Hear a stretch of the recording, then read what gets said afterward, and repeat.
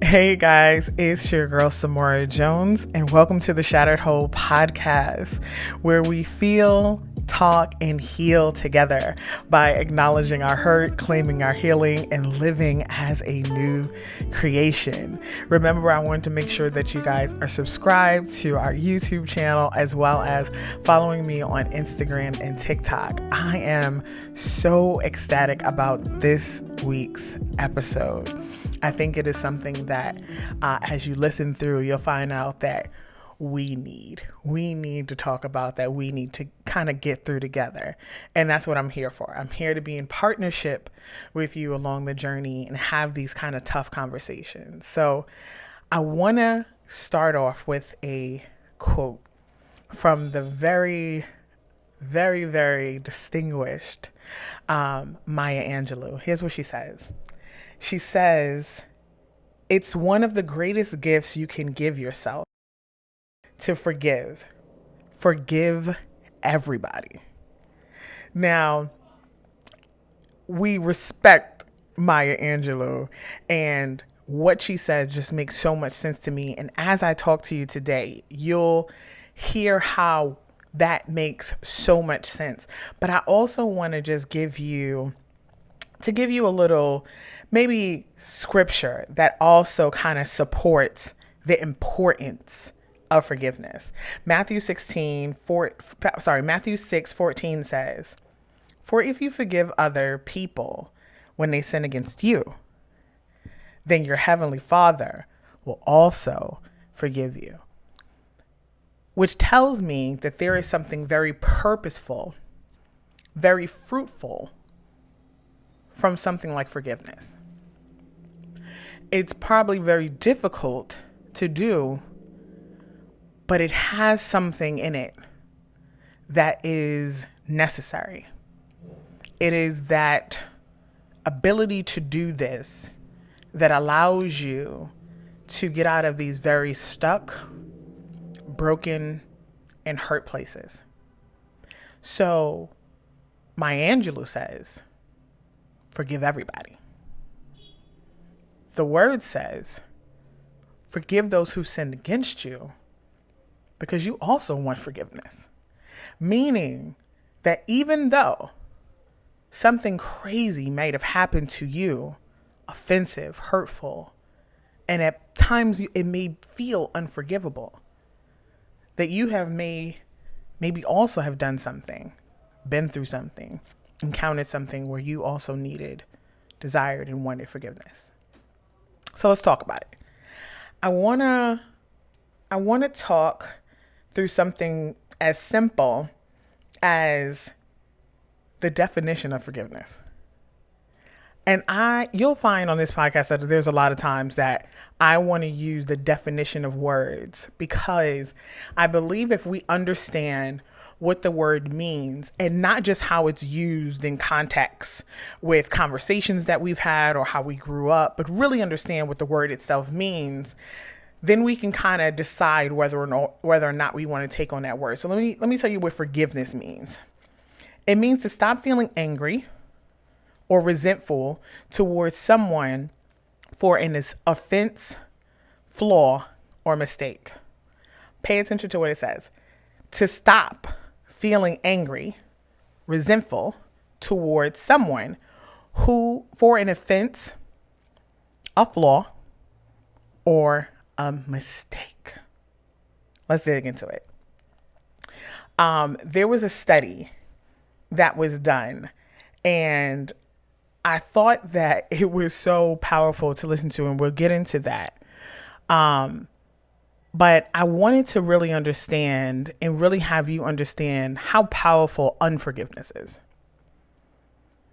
Unforgiveness is such a powerful thing that it has such a devastating effect, not on the person who's done the offense, but on the person who's offended you.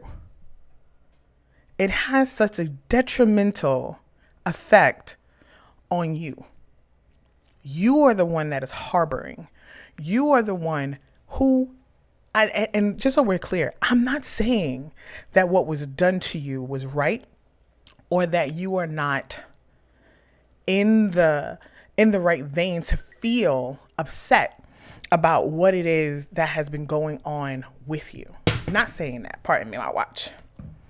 I was like, no interruptions. I want to make sure that there's nothing that's getting in between me and you.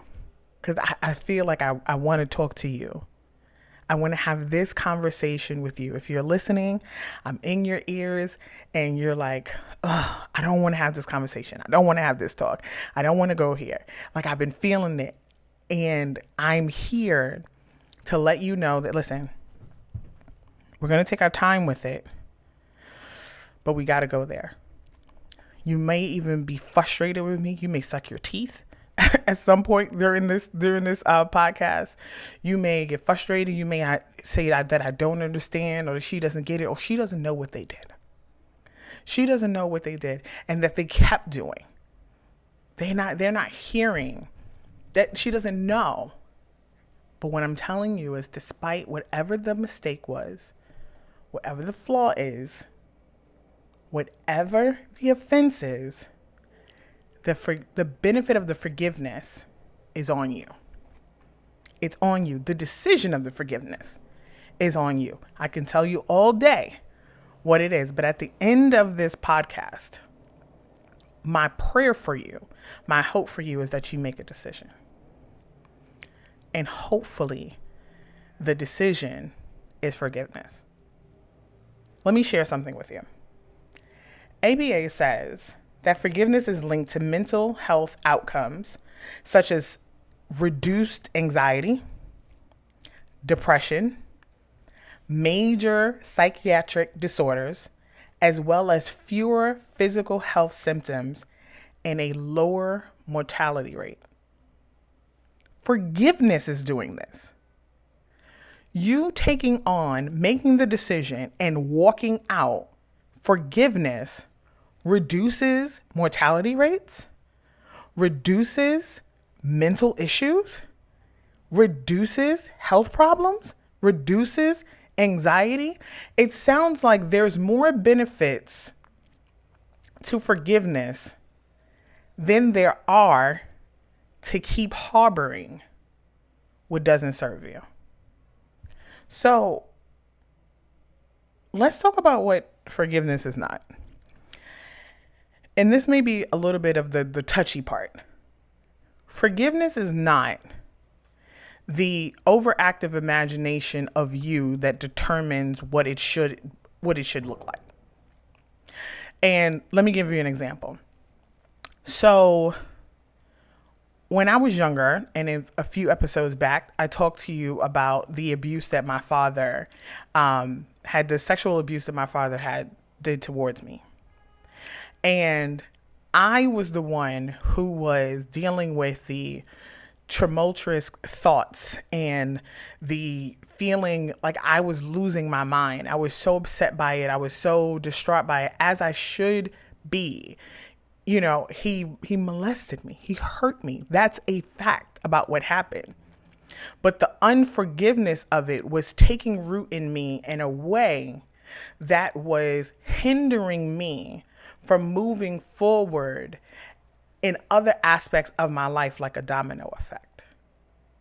So I had to make a decision that I needed to forgive him, not for him, but for me. I wanted better for my mind. I wanted better for my heart.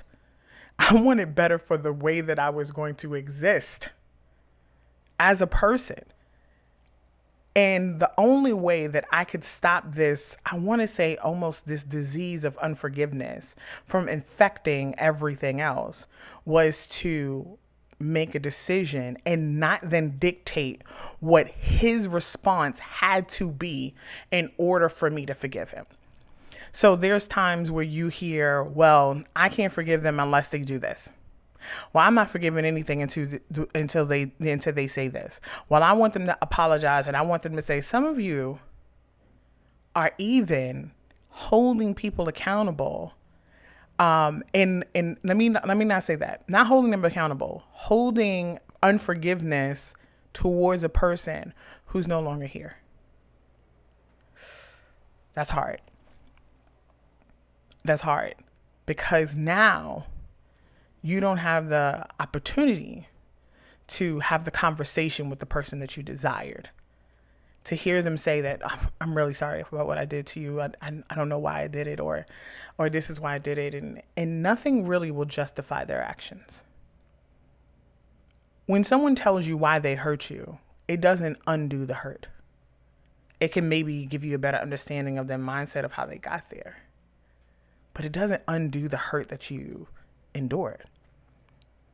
And you really don't need the other person in order for you to forgive the person. You do not need the person to be present in order for you to make a decision to forgive them. Now, if you're talking about mending relationships, then that's something different. That's a conversation that you want to have with the person. But even then, you may have to mend the relationship of the memory of the person if they're no longer here, so that you can start walking down that road of forgiveness. And can I be honest with you?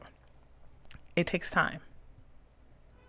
Forgiveness is something that you say with your mouth, you confirm in your mind, and then your actions then reaffirm that decision that you've made. It is a process.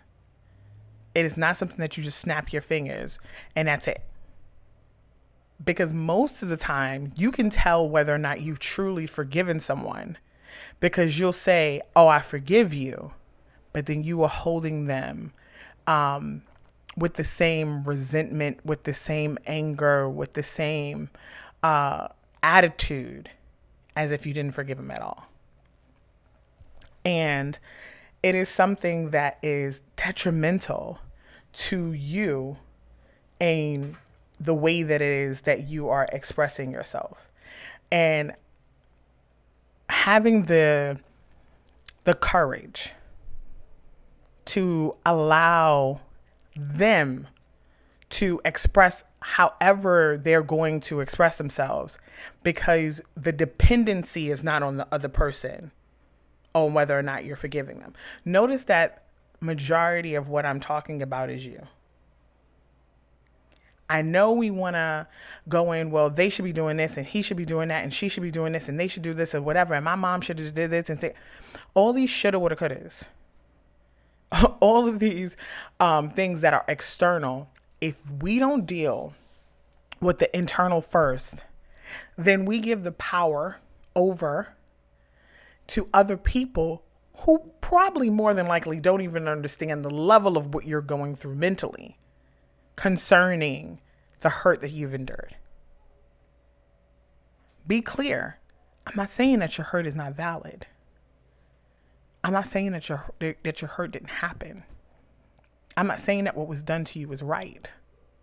I am not justifying any abusive, hurtful, negative behavior towards you. What I am saying is you can't give it permission to stifle you, to cause depression, to cause anxiety, to cause mental illness, or even at times hurt you to the core, to the place that you want to take your life. I know you tapped on this episode and you ain't know it was gonna be this heavy, but we're gonna talk today. We're gonna have this conversation today because you're worth it. You're worth the peace of mind that you've been seeking. It's worth it for you to breathe deep and not have to endure the tightness in your chest because you're so exhausted by how angry you are.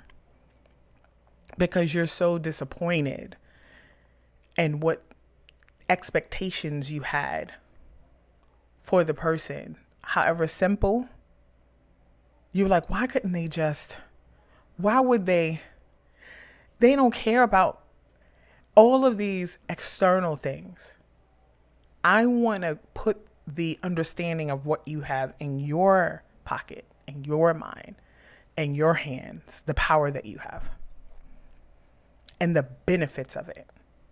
The benefits of your power is to choose forgiveness because it's for you. Forgiveness is for you. It is a freedom card. Forgiveness frees you up mentally and emotionally in ways that no apology can. If it frees you up in ways where no excuse can. If anything, you are able to hear, receive, and accept a better understanding of what the person did when you can forgive. I want to talk again about what forgiveness is not. Forgiveness is not a free pass for people to not be held accountable. It is not the same thing. If someone robs me and I call the cops and I press charges, I held them accountable for their actions. But it doesn't mean that I can't still forgive them.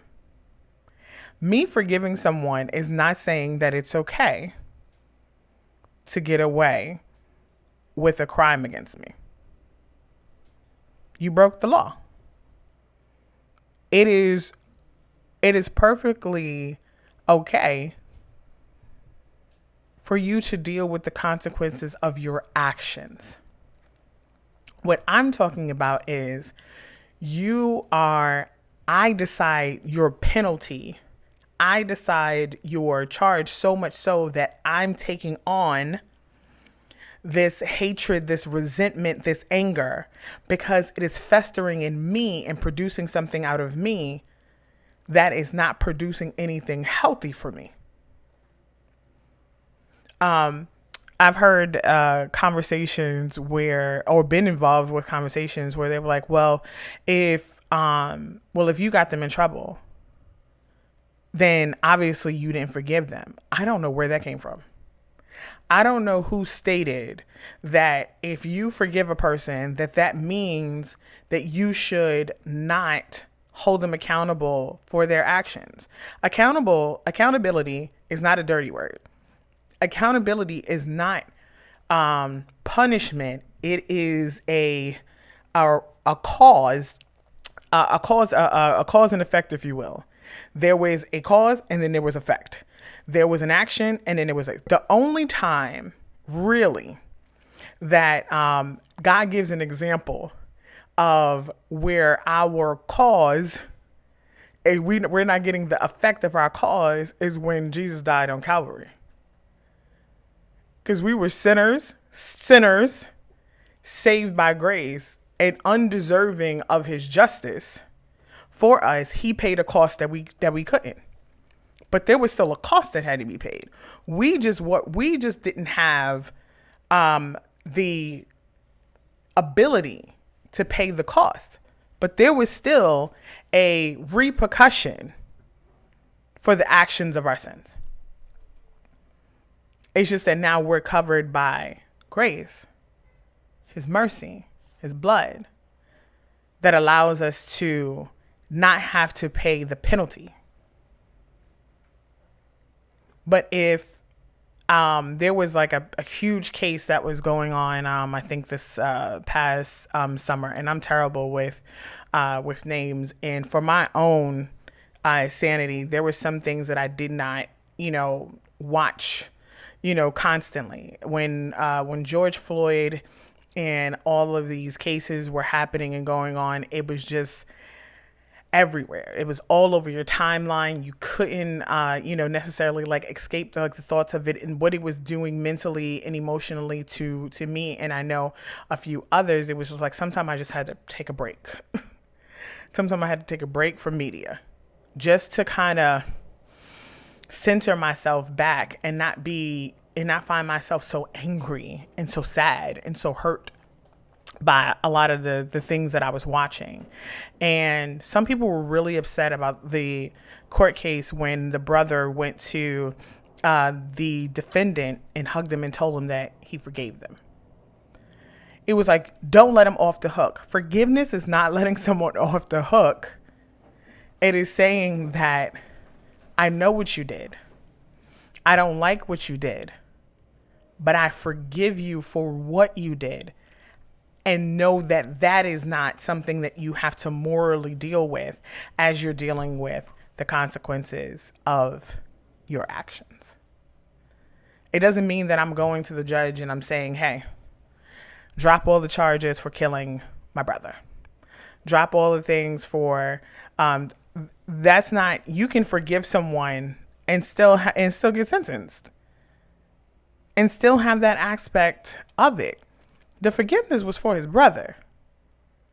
The forgiveness because he didn't want to take the anger and resentment and carry that with him and his family. That was not going to serve him. And at the same time, it is the benefit externally is that though he did a wrong, he made a mistake, he had a flaw, it wasn't okay. There is something powerful about forgiving someone who did something that they know is an unforgivable offense. There was something really powerful about when I told my father that I forgave him. I remember when at the end of my dad's life, he was really sick. And some of my friends and family who knew my dad didn't understand while I was taking care of my father. They were like, after all he's done to you, he didn't even, like he still like denies it. After all that he's done to you, why would you take care of him at the end of his life? I said, very simply, one, when I forgave him, I meant it. Two, I was taking care of my father and not my abuser. A lot of times we paint a person's identity in their mistake. Heck, there's times that we do it to ourselves. There's someone who's listening to me right now, and you won't call yourself anything else than your mistake. You label yourself as a portion of your mistake. Well, I just don't do things right. So that's just the way that I am. Oh, I just make all these things. You label yourself the mistake instead of saying what the mistake is. This may be something that I tussle with. This may be something that's hard for me to deal with. This may be something that I really need to work on. Yet, I don't know how to forgive myself because I keep making the same mistake. Forgiveness towards yourself is not saying that you have been healed from the situation. It's a step forward. It's an opening of the door. But it doesn't mean that now a thing that was an issue for you no longer becomes an issue because you've forgiven yourself for it. You just now have an awareness of this is a part of my life that I don't want to be a part of my life anymore. Now, what can I do about it? What resources do I need to incorporate into my life and into my circle, into my environment? Or what things do I need to change in my environment so that I'm no longer making this same mistake? Forgive yourself often. We are human. We are human. That's why we even need a relationship with Christ. We're so flawed. I need help. I need his help. I need his grace. I need his love. I need his forgiveness. And I also need to forgive myself. I need to choose to forgive myself often. I remember becoming, when I was a new mom, and my son was maybe 3 years old. And it was New Year's Eve, and we were getting dressed, and I had my son in the room with my mother, and I'm in the bathroom and I'm getting dressed, and I hear my mother scream. She screams to the top of her lungs, and I'm just like, what? What happened? And she's like, baby, spit it out. Baby, please spit it out. And I'm like, spit what out? What are you talking about? And my mom had her bottle of her insulin pills on the side of her bed. And they were like these little green pills, and they looked like, little mint candies. So my son went and just popped them in his mouth, and he tried to hurry up and swallow them because she was going to take them. And I was so angry at my mother because I was so scared, and I was so angry at myself that I did not make sure that the environment was safe. Like, I didn't make sure that everything was in place. I rushed my son to the emergency room, and here's how the sheer panic ensued. Like, I tried to call poison control, found out that poison control just finds out where you are poisoned at. They don't actually give you instructions on how to deal with a pill and toxic ingestion was what they call it. And I call the ambulance, and I'm telling them, and I'm calling, and I live in the hood, so they're not coming fast enough. And I literally, we pack my son in the car, and we drive like a bat out of what, and we get to the hospital, and I'm like banging on the glass, and I'm like, listen, my son has taken pills, and they're just like, sign the book. So just so you know, I ain't been saved all my life. I ain't been saved all my life.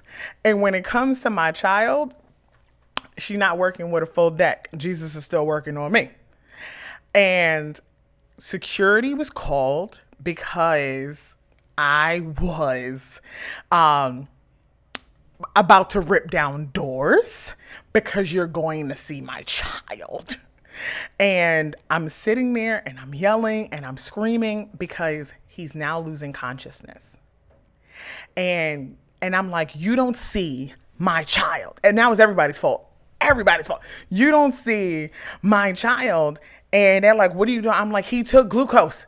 And they're like, oh my God. And now they're like rushing him in, and, and taking him in. And he's 3-year-old little baby, have him in my arms. And I am also a woman who has already lost 2 children.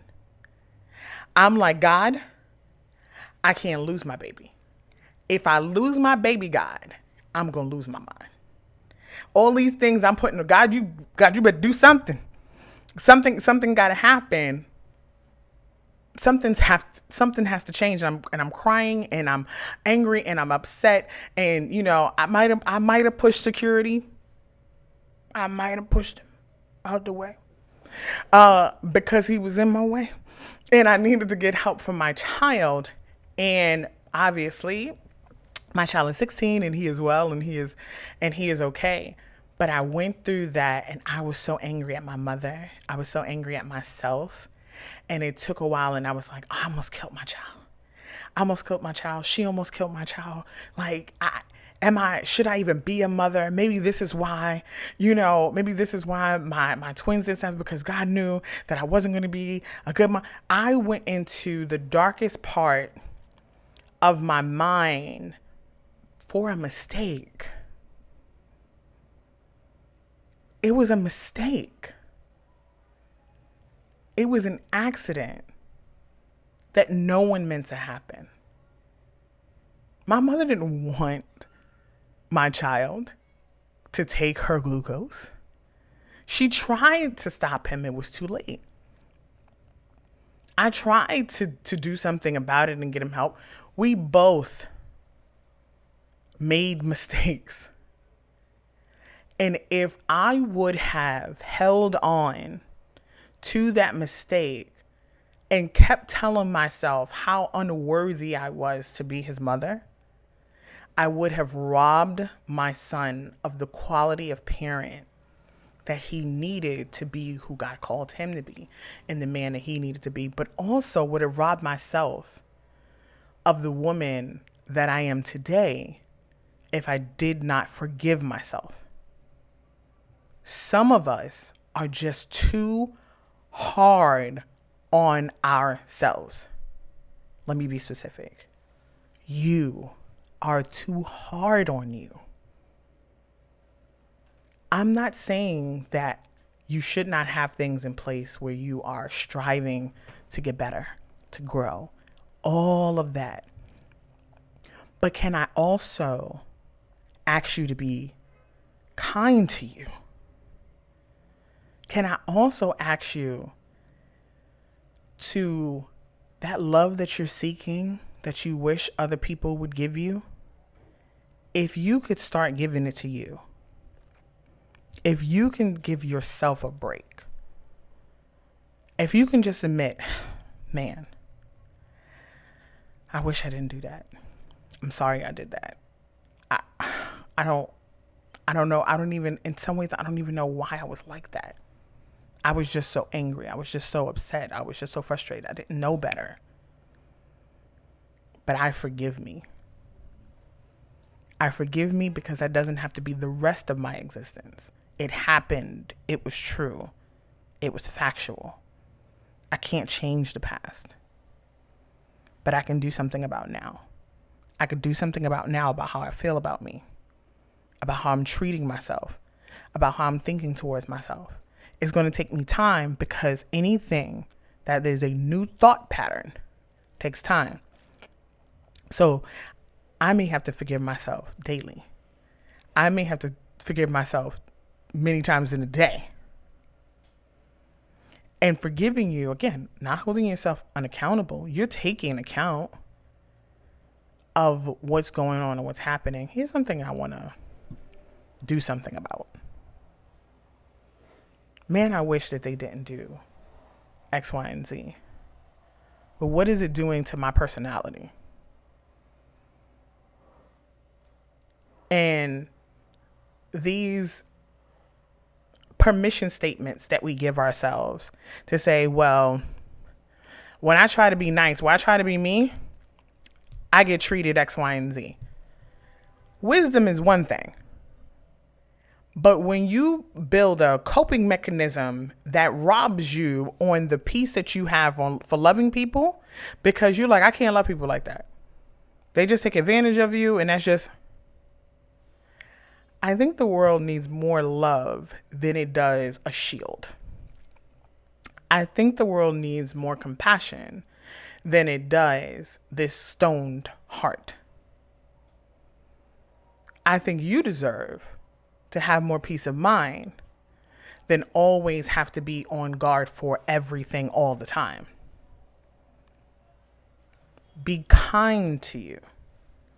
Be kind to you. Be kind to you. I want to make sure that I get through everything because I think it's so important that we understand that all of this that I've talked about, it starts with a decision. The power of a decision literally dictates this rippling domino effect of everything else. It determines maybe the intensity of your anxiety, maybe the intensity of your depression, the intensity of that thought that's in your mind that's telling you that this life is just too hard and that the people in it are unkind, or that I am not good enough to be here. It's a lie. We are all flawed. We all make mistakes. But forgiveness is a very, very powerful healing tool. It is a very powerful healing tool for you first. The rippling effects of that it has for others is just the icing on the cake. Being able to forgive my father and then take care of him in his last days of life opened up an opportunity for conversations that we were never able to have because I was too angry before. I was able to find out the things that he had went through. I was able to, and these are not justifying his actions. His actions were still wrong. But I was able to hear a part of his life that I just never knew about. I just never understood. And if I'm honest, no one ever really asked him about him. No one saw the pain of the person who caused the pain. No one cared enough to necessarily say. One of my sisters was like in his corner the entire time. But even with her, it was hard for him to open up and be honest about some really, really tough and hard spaces. But I ended up being with my dad until he took his last breath. Well, almost. I was with him the last day before he passed, and I was able to pray him into his transition. He was able to give his life to Christ, which is something that still blows my mind on so many different levels. The power of a decision that I made at 16 that took me about a decade to walk out fully. Also understand that even once you make the decision for forgiveness, to really feel and see the fruit of it at times can take time. So give yourself the grace of time. And I know that that's also a touchy subject for people because we are in a very instant gratification space and time. I just want to be over it. I just want to feel better. I just want to get through it. Forgiveness is a necessary, powerful healing tool, but it also takes time. So I pray that this episode resonates with you, that it opens a door of communication for some spaces, that it allows you to release yourselves from some real bondage that you've been experiencing, that you take away the expectation of how someone else has to behave in order for you to do this, and you realize that the ownership of forgiveness is with the one who's offended. It's with you. So I'm glad that I was able to have this conversation with you. I'm glad that I was able to partner with you with this. I am always open to talking more. You can leave a message in the comments. You can DM me. You can email me, all the things. And just remember that I am listening, that I love you. I see you. I always mix it up. I can't just say it straight, but remember that I see you, that I am listening, that I love you. God bless.